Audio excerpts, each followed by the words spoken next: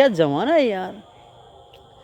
इस साले साउंड से मैं परेशान हूँ, साउंड से परेशान हो के मैं साला जंगल में भागना पड़ता है। अरे कुछ भी हो, एम्पलीफायर बढ़ाओ, बूफर बजाओ, कितनी परेशान है। अरे वैसा करो, तुम खुद हगो, दूसरा क्यों महका रहे हो भैया।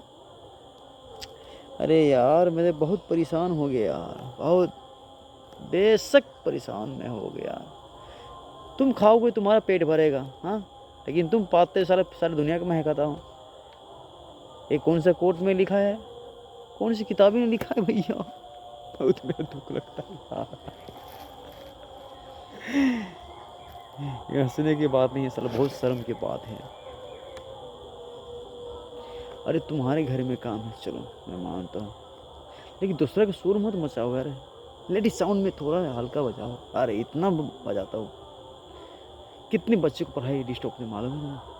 नहीं, बस बजाते जाओ डीजे डांस सब डांस कर दो। इससे हमारे परिवार में बहुत समाज में बहुत असर पड़ता है, कुछ भी नहीं समझते।